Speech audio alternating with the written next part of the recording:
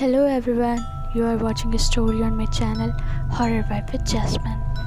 तो दिल थाम कर बैठिए और सुनिए एक सच्ची हॉरर स्टोरी मेरे साथ। आज की ये कहानी है वर्षा की, जो हम उसी के अल्फाज में बताएंगे। मेरा नाम वर्षा है। मैं अपने गांव से शहर पढ़ाई और जॉब के लिए आई थी। यहाँ की बिजी लाइफ में इतना खो गई, पता ही नहीं चला। मेरे गांव गए हुए मुझे बहुत साल हो गए थे। गांव में मेरा एक घर था जहाँ मेरी बुआ रहती थी।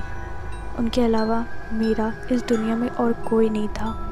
मेरे माँ पापा की डेथ एक एक्सीडेंट में हो गई थी, जिसके बाद बुआ ने ही मुझे पाला था। मेरी देखभाल में कोई कमी ना हो, इसलिए उन्होंने कभी शादी नहीं की। मैंने उनसे बहुत कहा कि गांव छोड़कर मेरे साथ शहर आ जाएं, लेकिन उन्होंने हमेशा मना कर दिया कि यहाँ उनका बचपन बीता है, सारी यादें हैं, वो शहर नहीं आएंगी। आज मेरी बुआ का कॉल आया। उन्होंने मुझसे कहा, मेरी याद नहीं आती तुझे? कब आ रही है मुझसे मिलने? वैसे भी मेरी तबीयत ठीक नहीं रहती है, एक बार तो आजा, मरने से पहले तुझे देख लूँ। मैं उन्हें कुछ कहने ही वाली थी कि फ़ोन कट गया। दोबारा मैंने कॉल लगाई, लेकिन लगी नहीं। हमारे गांव में ज़्यादा नेटवर्क नहीं था, इसलिए ये आम बात थी। मुझे भी बुआ की बहुत याद आ रही थी, तो मैंने अपने काम से एक हफ्ते की छुट्टी ली और अपने गांव निकलने लगी। बस ने मुझे गांव के बाहर छोड़ा। गांव की सड़कें अभी भी कच्ची थीं, वैसे ही दूर दूर तक खेत जैसे सालों पहले थे। रात का वक्त था और लग रहा था बारिश होने वाली है। मैं सोच ही रही थी कि बारिश शुरू होने से पहले अपने घर पहुंच जाऊं, लेकिन बारिश बहुत तेज़ होने लगी। मुझे ऐसा लगा किसी ने मुझे आवाज़ दी, और वो आवाज़ बिल्कुल मेरी बुआ की तरह थी।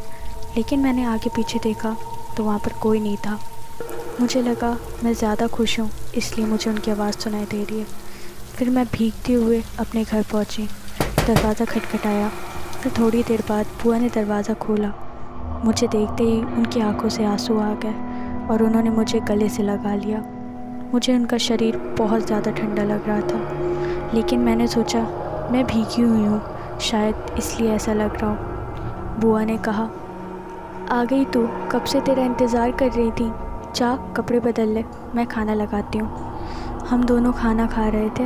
मैंने देखा बुआ अभी भी जैसे रो रही हैं। मैंने उनका मूड ठीक करने के लिए उनसे थोड़ा मजाक किया। फिर कुछ देर बाद उन्होंने मुझसे कहा, अगर मैं मर गई तो तू अपना ख्याल रखना और यहाँ आती जाती रहना। ये सुनकर मैं बुआ को डांटते हुए कहा, ये क्या, अनाप शनाप बातें करना बंद करो बुआ।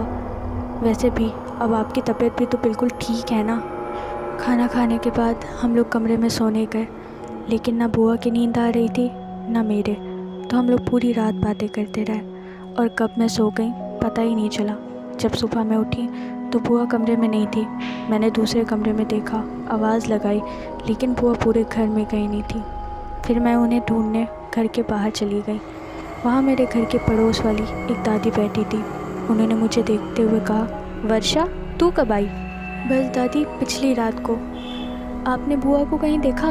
दादी ने मुझसे कहा, एक हफ्ते पहले तेरी बुआ को बहुत तेज़ इलेक्ट्रिक शॉक लगा था, जिसकी वजह से उसकी मौत हो गई। हमने तुझे बहुत कांटेक्ट किया, लेकिन तेरा कॉल नहीं लगा, तो हमने उसका अंतिम संस्कार कर दिया। मैंने गुस्से में उनसे कहा, ये क्या कह रही हैं आप? मैं कल ही अपनी बुआ से मिली हूँ। उनके कहने पर मुझे बिल्कुल यकीन नहीं हुआ। फिर आसपास के बाकी लोगों ने भी आकर मुझसे यही बात बताई। मैं वापस अपने घर पर आकर खूब रोने लगी। तब मुझे समझ आया कि कल रात क्यों बुआ ऐसी बातें कर रही थी। इस बात को काफ़ी टाइम हो गया। मैं आज भी अपने घर आती जाती रहती हूँ, लेकिन उस दिन के बाद से मुझे कभी भी मेरी बुआ नहीं दिखी।